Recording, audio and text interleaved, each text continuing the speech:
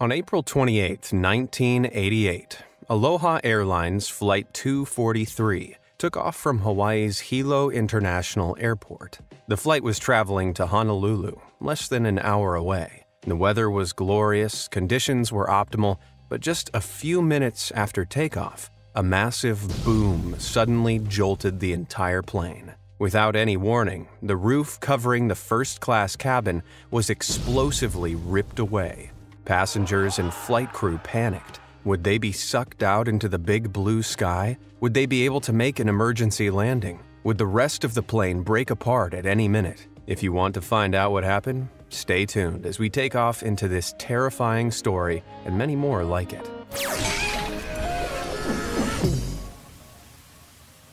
Aboard Flight 243 on that fateful day were 89 passengers and 6 crew members, including Captain Robert Schornsteimer and First Officer Madeline Tompkins. Together, they had more than 10,000 hours of flight experience with this model of aircraft, the Boeing 737. The plane was 19 years old, about 10 years from the end of its expected lifespan, and earlier that day, it had made 3 round-trip flights from Honolulu to Hilo, Maui, and Kauai. Nothing unusual was noted in the pre-departure inspection, and the plane had recently passed a Boeing service bulletin and an airworthiness directive by 2 separate inspectors. On paper, the aircraft was in top condition and ready to go. However, as one passenger was getting on, she looked out over the boarding bridge and noticed a crack in the aircraft's fuselage, about halfway between the aircraft door and the bridge hood. She assumed the staff must have known about it and so said nothing to any ground crew or personnel. After all pre-flight checks were cleared, the plane took off without incident. The aircraft began its ascent, climbing up further and further with passengers still being shown the seatbelt on signs. As the pilots started leveling off the plane at around 24,000 feet, that's when they heard it. A boom, a huge cacophonous eruption followed by the rushing sound of wind. First Officer Tompkins' head was flung back and she saw pieces of debris like insulation foam floating around in the cockpit. It was then that the pilots looked back and noticed the entry door to the cockpit was missing, but where the first-class ceiling should have been, all they could see now was blue sky. Out in first class, passengers were clinging to their seats, utterly terrified. They'd witnessed a small section of the left-hand side of the plane suddenly rupture, which had led to explosive decompression of the cabin and 300-mile-per-hour winds ripping off the roof.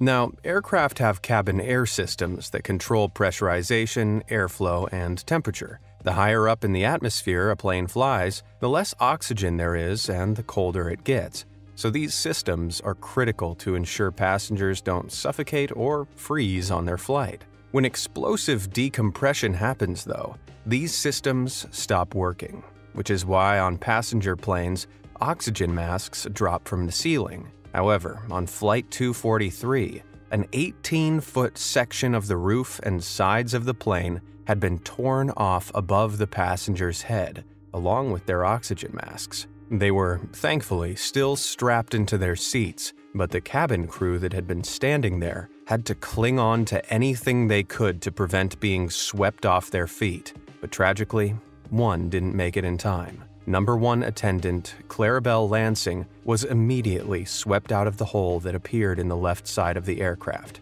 Number 2 attendant, Michelle Honda, was thrown to the ground, but managed to crawl up and down the aisle to check on the passengers and try to keep them calm. With the cockpit still mostly intact, the pilots donned their own oxygen masks. They realized quickly that all of their controls felt loose. The plane was rolling left and right, threatening to drop out of the sky any second. Tompkins turned their transponder into an emergency code to notify Honolulu that they needed to make an emergency landing in nearby Maui. But the noise of the cockpit was so loud, none of her transmissions could be heard. The pilots couldn't communicate with the flight attendants or even hear one another, and so, resorting to hand signals, they began an emergency descent. Wasting no time, they dropped fast, at one point plummeting down at more than 4,100 feet per minute. The ideal rate of descent in passenger jets traveling above 10,000 feet is around 3,000 feet per minute. to prevent a steep or uncontrollable drop. But considering Flight 243's already uncontrollable situation, they just needed to get on the ground as fast as possible. Eventually, they dropped below 14,000 feet. Tompkins was able to reach Maui's emergency channel and requested an emergency landing, along with medical equipment for what she assumed would be a lot of casualties and fatalities. Maui began preparations at Kahului Airport as the passengers in first class began to suffocate from the lack of oxygen. When they made it below 10,000 feet, Captain Schornsteimer slowed the aircraft down in accordance with air traffic control speed limitations. At this height, they could at least breathe and began to gradually turn the plane towards the runway. As he slowed down to 170 knots, about 195 miles per hour, he noticed the plane became less responsive. To land, he needed to be going at least 130 knots, around 50 miles per hour slower, but he had no choice. It was either slow down and lose control of the plane in the air or make it to the runway and risk crashing in a super speedy landing. A breakneck 170 knots it was. He ordered Tompkins to lower the landing gear. The main gear light flashed green, but one extension light wasn't green. The nose gear wasn't down. They manually overrode the computer to drop it, but the light refused to illuminate. They tried it one more time and pulled the override handle down, but the light still wasn't on. Usually they'd be able to check if it was down through a viewer, but it was blocked, and instead of wasting time trying to clear it, the captain insisted on landing the plane immediately. If he was wrong, and the front landing gear wasn't actually down, they were going to hit the tarmac at almost 200 miles per hour without anything to stabilize the front of the plane. It'd be a guaranteed crash, but they had no choice but to pray. Thankfully, those landing gear indicator lights turned out to be malfunctioning. The nose gear was indeed down, and 13 minutes after the explosive decompression, Schornsteimer and Tompkins hit the runway and successfully landed.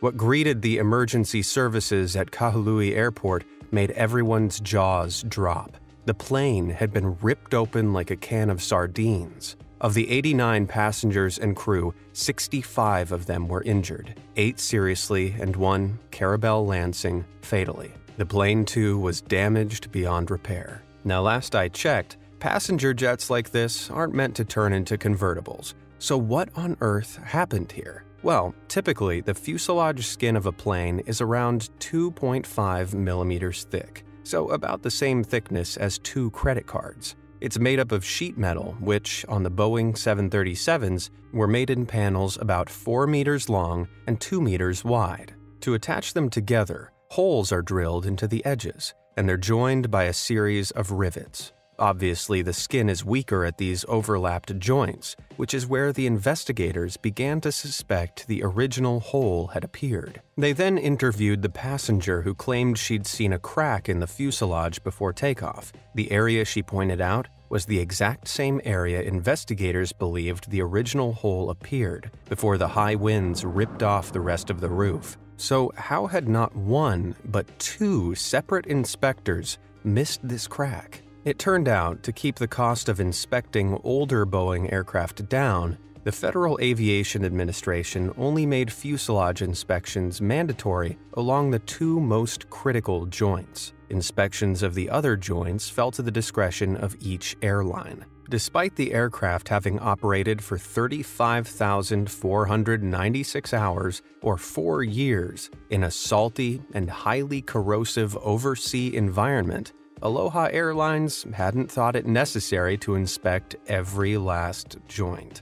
It was this combination of maintenance complacency that ultimately led to Flight 243's terrifying ordeal.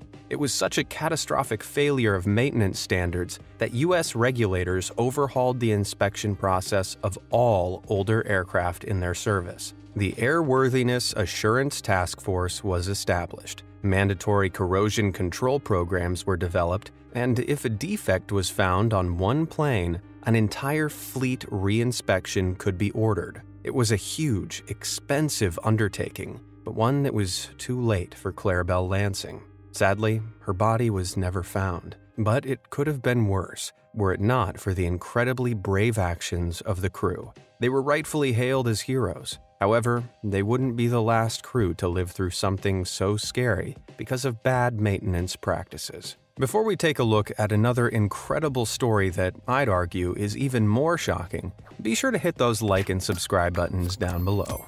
All done? Then brace yourself, because I promise you're not going to believe this next story. British Airways Flight 5390. On June 10, 1990, a British Airways flight traveling from Birmingham to Malaga set off with 81 passengers and 6 crew on board a BAC 111 aircraft. Co-pilot Alastair Aitchison and Captain Timothy Lancaster were experienced airmen who'd clocked up almost 2,200 hours of flight time on BA 111s and had no issues during takeoff. At 17,000 feet, they loosened their belts and informed the cabin crew they could prepare for meal service. Air steward Nigel Ogden entered the cockpit 27 minutes into the flight to ask what the pilots wanted for breakfast. But then, without any warning, the unimaginable happened. 2 of the left-hand side cockpit windscreen panels suddenly blew out, and rapid decompression rocked the plane. Every loose object that wasn't strapped down was sent hurtling through the cockpit, including Captain Lancaster. His body was horrifyingly sucked out of the plane head first, but his feet were caught on the control column. The explosion had also ripped the cockpit door off its hinges and smashed it into the center console, blocking essential instruments. Because the captain's feet had dragged the control column forward, the plane's autopilot disconnected, and the aircraft dropped down into a nosedive. Without a second to lose, Air Steward Ogden leapt forward and grabbed the captain's waist, just in time to stop him from being pulled all the way out. As the pressure equalized, the wind began roaring back in, causing a tornado of debris in the cockpit and pinning Captain Lancaster against the top of the fuselage. Ogden held onto the captain for dear life, but co-pilot Aitchison couldn't reach the essential controls. As the plane dived down, he sent out a mayday call, but over the roaring wind he couldn't tell if the controllers had heard him. The plane began to plummet through some of the busiest airspace in the country. 2 more flight attendants fought their way into the cockpit,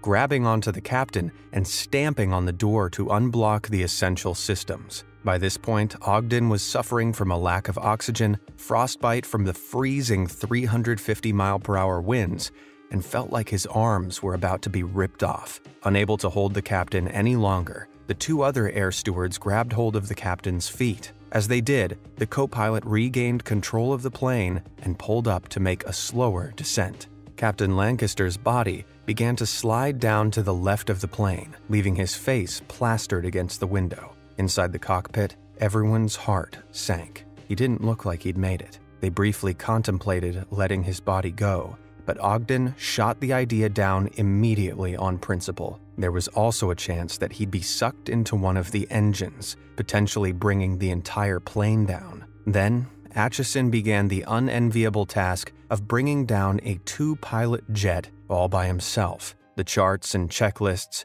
had also been blown out of the cockpit. It just couldn't get any worse. He managed to contact air traffic control, who directed him to Southampton Airport, an airport he was completely unfamiliar with. Relying on the controller alone, without his charts, checklists, or captain, he guided the aircraft down and somehow made a safe emergency landing.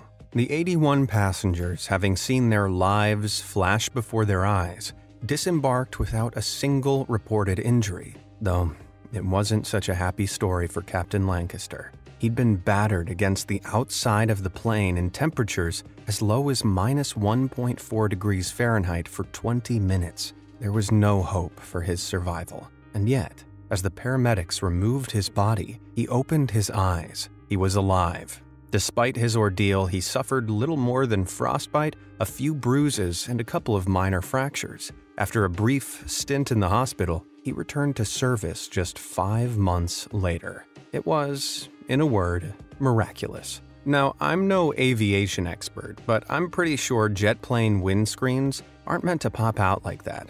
So, what the hell happened? Well, an extensive investigation discovered that a few days before the fateful flight, the plane had undergone a routine service. On a list of things to fix up, it needed a new captain's side windscreen. The shift maintenance manager decided to do the job himself. It had been a few years since he'd last replaced one, and yet he didn't look up the procedure in the plane's manual. After removing all 90 bolts securing the windscreen, he noticed they were a little corroded, so decided to replace them as well. However, the replacements he used were too narrow, only by 0.02 of an inch, but enough to cause a problem, as he'd soon realize. Without checking the work over, the plane was returned to service for its next journey, Flight 5390. Once in the sky, the pressure pulled the narrow bolts right out of their holes, popping the replaced windscreens out and nearly costing the captain his life. It was an incident that stemmed off an aircraft maintenance culture of getting the job done on time, which relied on quick judgment calls and disregarded basic safety violations. As a result of the investigation's findings, sweeping changes were made to the way British Airways maintenance engineers worked. Shift managers were no longer allowed to self-certify their own work. Engineers were to receive periodic retraining, and all were required to recertify their qualifications every few years. This would ensure any unsafe habits picked up were quickly dropped, and that all pilots would be safe knowing that they'd be flying inside their plane instead of on top of it from now on. Delta Flight 1425. It's not just explosive or rapid decompression that can have pilots scrambling to make an emergency landing. On June 8, 2019, Delta Airlines Flight 1425 took off from Atlanta Hartsfield-Jackson International Airport, heading for Baltimore with 148 passengers on board. The 1.5-hour trip took place daily on Delta's McDonnell Douglas MD-88 aircraft, usually without incident, but not today. Shortly after takeoff, a number of passengers heard a loud boom. At first, they thought it might be turbulence, but then they began to smell something odd. It was smoke. Not the kind you smell from a cigarette, but the strong, scary kind from burning metal, and it was slowly filling the cabin. Flight attendants worked quickly to keep all passengers calm and informed the captain. That's when the plane suddenly slowed down. It began to get hot, and the air circulation cut off. It was then that passenger Logan Webb looked out their window and saw this.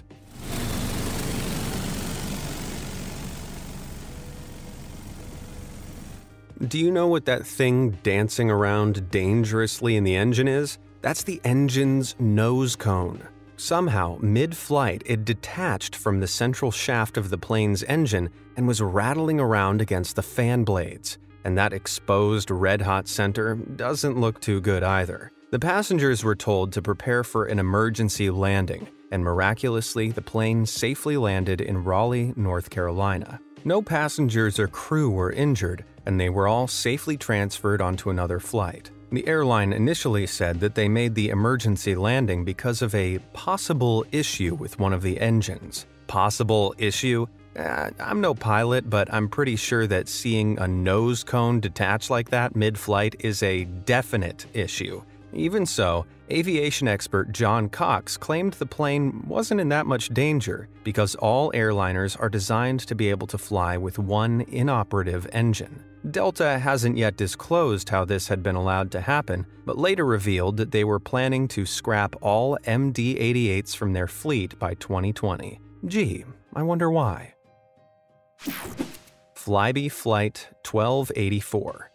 Making a rough landing in a large passenger jet with hundreds of other people on board seems pretty scary, but on smaller planes, it's another level of fear. And anyone who was on board Flybe Flight 1284 on February 23, 2017, will probably agree. The flight, which had taken off from Edinburgh, Scotland, and was landing at Schiphol, Amsterdam, was a Dash 8 turboprop-powered plane. So no jet engines with cones that fall off here. Though that wasn't the problem with this flight. After a delay of 90 minutes at takeoff due to bad weather, the plane and its 59 passengers and 6 crew finally had the landing strip in sight. But it turned out to be one heck of a bumpy ride.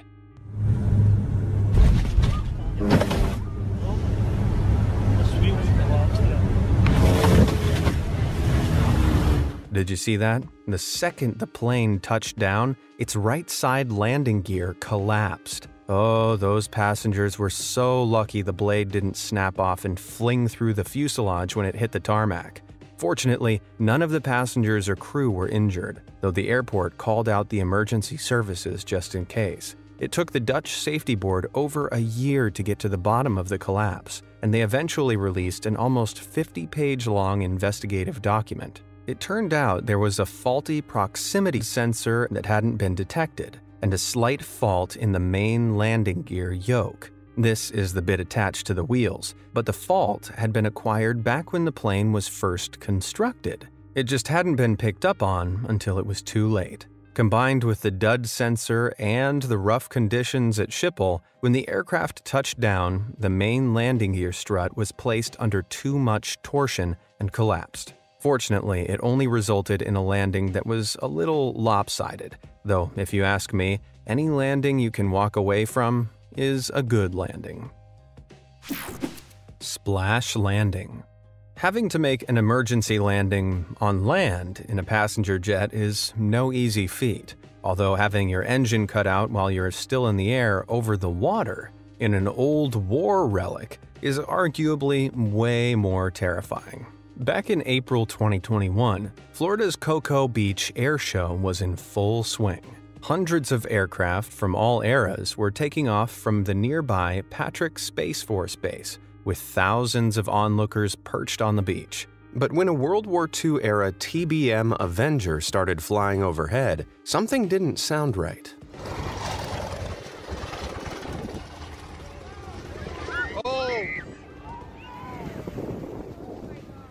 The single-engine plane suffered a sudden mechanical function in its lone engine, forcing it to splash land in the water. Miraculously, no one paddling in the water was hit, and landing luckily in the shallows meant the pilot was at no risk of drowning. They got out okay, but the plane wasn't so fortunate. It was removed from the beach and towed back to the base for what experts estimate to be years of repairs. Better the plane than the pilot, if you ask me. An illicit landing. Now, it's not just mechanical failures that can force planes to make emergency landings. Back in July 2020, a group of guys were traveling around Palyuk in the Mexican state of Quintana Roo when they heard something strange above them.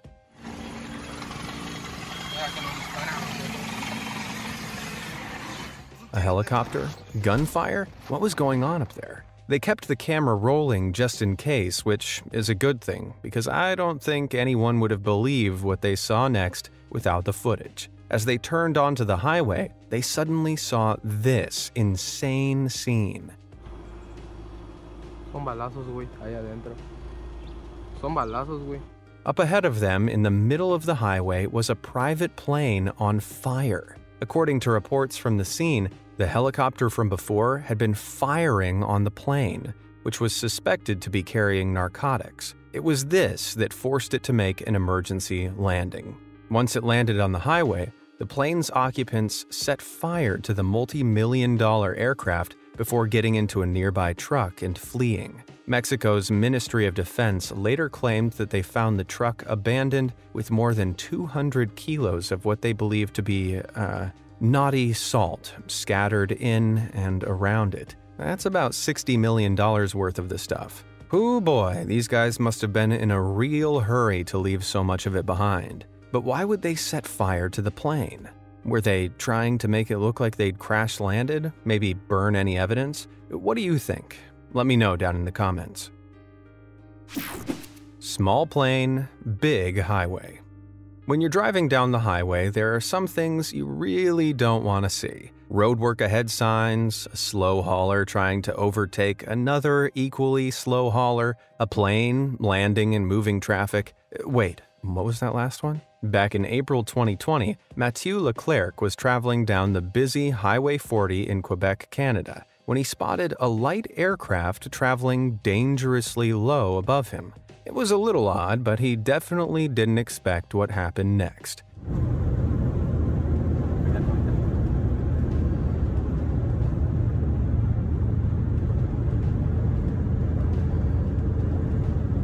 Yep, without warning, the plane dropped down and landed in the middle of moving traffic. Had this pilot forgotten his glasses and confused the highway for the landing strip? Well, it turns out the pilot of the small aircraft had just taken off from a nearby airport when he started having some engine trouble. He tried to make it back, but the problem quickly got worse. He got in touch with the air traffic controller, who suggested he landed on the highway below him. Emergency services were called out, and thankfully, no one was hurt. Might have been a different story if he'd landed in the lanes going the other way. Well, if you didn't have a fear of flying before, I bet you do now. Which of these emergency landings did you think was the most dramatic? And have you ever been involved in one yourself? Let me know down in the comments below, and thanks for watching.